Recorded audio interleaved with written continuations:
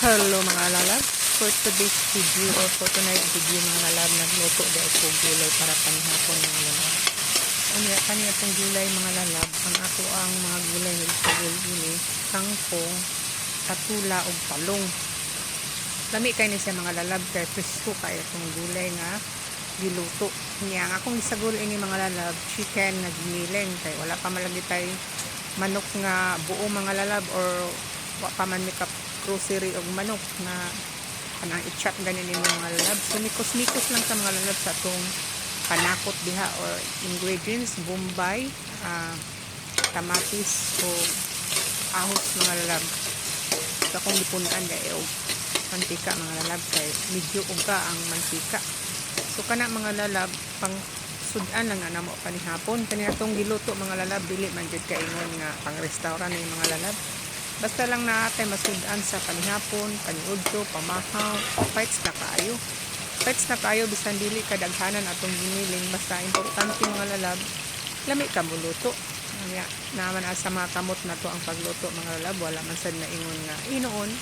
Mas maay kinang na ay mga panlasa mga lalab, panimpla, kaya masamot sigog kalami atong niluto. Pero sa una mga lalab, naanap ako sa probinsya, wala ginang mga panimpla nga lami kaayo mga lalab. Ang dito sa probinsya mga lalab, asin lang, gamayng bitsin. So ato nang dilunod ang atong talong mga lalab. Kanang talong nga mga lalab, gagmay na siya nga talong, dili na dagko nga talong. So ato na nang lutuon ng talong mga lalab, usa na to iluto ang ilunod ang patula. Kaya ang patula mga lalab, dali ramang kaya na maluto. Patula day og sikwa mga lalab akong bisagol. Naasa day sikwa pero gamay ra ang sikwa. Atong gibutag paminta mga lalab arong as in kumot atong gulay. Kay ambot na mga lalab kung walay paminta mura magway lami. Kung gibutangan sila na gamay nga oyster soy sauce mga lalab. Kay katong akong gibutang nga nor cubes nga chicken nor cubes mga lalab, lasa na maguto siya mga lalab. Pero maulagi na mahilig man jud ko og oyster mga lalab. Since pa sa una na ako'y restaurant, nagagamit sa kog oyster mga lalab, kay masamot magkalami atong sudan kung butangan atong oyster no.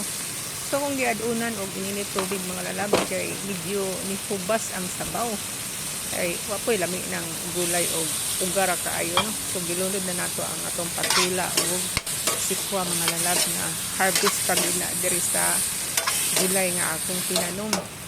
Dili na gipalit pangalalab kanang talong ra ang gipalit pangalalab, pero kanang patulag sikwa harvest na diri sa ato ang mga pananom nya. Siyempre ato na lang pong i-apil og luto ato ang gulay nga tanom. So hindi ko ta gamay ang bitsin mga lalab para kay arong mulasag gid og samot ato ang niluto.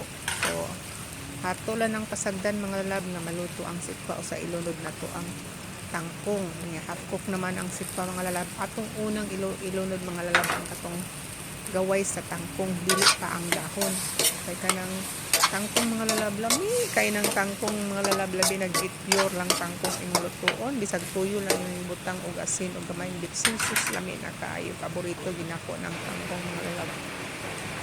So mikos-mikos lang ta mga lalab niya, luto naman ang tangkong og kuan, talong og patula ito na nang ilong datong dahon-dahon ng tangkong mga lalab. As in dali raman din na ba luto ng dahon sa tangkong no. So ana lang siya kasimple mga lalab. Thank you guys sa mga nanood sa akong video diri sa YouTube. Salamat kayo sa inyong suporta. Nag-view sa ako ang video. Thank you so much. So kapit na maluto ng mga lalab. 3 minutes from now luto na lang ako ang gulay. Gulay is life. Lamig kayo ng gulay kay as in presko gyud sa tanan. So diha ko po to mga lalab. Salamat kayo sa inyong pag-view sa ako ang video gulay. Last but not the least mga lalab, ang sili na to at sal aron mawala ang langsit sa imong luto. Kanang siling at sal mga lalab, ug naagit kay sili mga lalab, ato yung tangan ang atong gulay or mga niluto kay lami magandang sili mga lalab. So once again, thank you for watching sa atong gulay dira. Usog kayong ulan diri mga lalab, ambot padungog ba ninyo nga ako ang voice over sa ako ang pagluto. So maura na siya mga lalab. Salamat kayo. Gibutangan gay pa nako og dugang tubig mga lalab kay medyo hubas gid siya. Hubas gid ang ato ang gulay tungod kay kanang talong kusog man na mo absorb sa tubig pati ng akula kusog kayo na mo absorb. So mao na siya mga love, luto na sa kamay gipaabot na to mga ako na ka after maluto na ng ato ang gulay pampahaba ng buhay. Thank you so much once again. Salamat po sa inyong lahat yan.